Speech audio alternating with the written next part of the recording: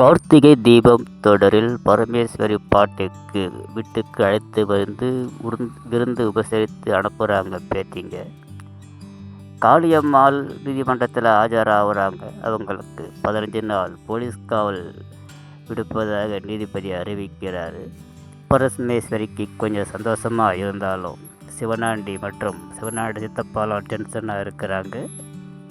சிவனாண்டியிடம் எப்படியாவது என்ன பெயில் எடுத்துடுறா மகனேண்டு கட்டளையிடுறாங்க காளியம்மா. அவரும் சரின்னு சொல்கிறாரு.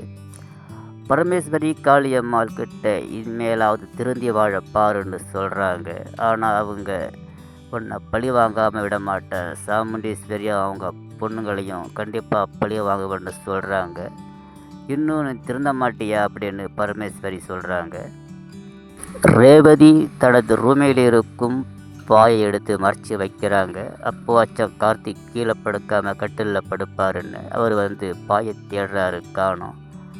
பாய்த்தான் இல்லையே, கட்டிலில் படுக்க வேண்டியது தானே அப்படின்னு ரேவதி சொல்கிறாங்க. ஏதோ ஒரு பெட்ஷீட் மாதிரி இருக்குது, அதை போட்டு அவர் கீழே படுத்துக்கிறாரு. சாமுண்டீஸ்வரியை பார்க்க ஊரில் உள்ள சில பேர்லாம் வராங்க. ஊருக்கு நல்லது செய்யணும் அப்படின்னு பேசுகிறாங்க. நம்ம ஊருக்கு பள்ளிக்கூடம் 2 தான் இருக்குது, அது பத்தாது, மேலும் பள்ளிக்கூடம் கட்டணும்னு சொல்கிறாங்க. நம்ம ஊருக்கு ஏற்கனவே பாலிடெக்னிக் காலேஜ் பள்ளிக்கூடம் கட்டுறதுக்கு அரசாங்கத்தில் திட்டம் இருக்குது, அதற்கான இடம் இல்லாமல் தான் இருக்கிறாங்க அப்படின்னு வந்தவர் சொல்கிறாரு. அதுக்காக எவ்வளோ இடம் வேணாலும் ஏக்கர் வேணாலும் நான் கொடுக்க தயாராக இருக்கிறேன்னு சாமுண்டீஸ்வரி சொல்கிறாங்க.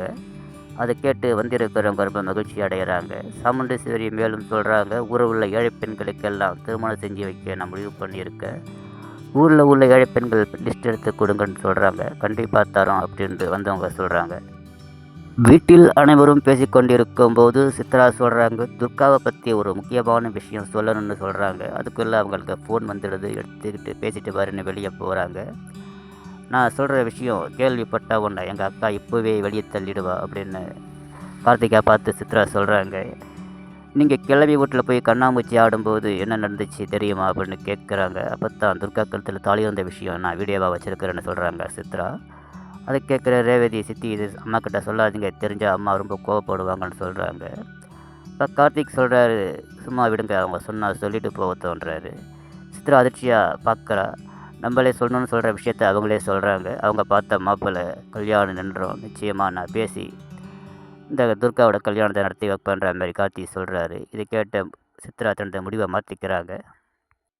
ஊரை விட்டு ஓட இருந்த சிவனாண்டியும் அவங்க சித்தப்பாவையும் வழிமறித்து நிற்கிறாங்க. சாமுண்டீஸ்வரிய பொண்ணுங்க அடிக்க வர்றவரை கார்த்திக் தடுத்து நிறுத்தி அவங்கள வீட்டுக்கு அழைத்து வந்து வீட்டு வேலை செய்ய வைக்கிறாங்க. சித்திரக்காலா கேட்குறாங்க, உங்களை தான் ஊர் எல்லையை தாண்டி போக சொன்னேன்னா ஏன் வந்தீங்கன்னு. அதுக்குள்ளே மடக்கிட்டாங்க.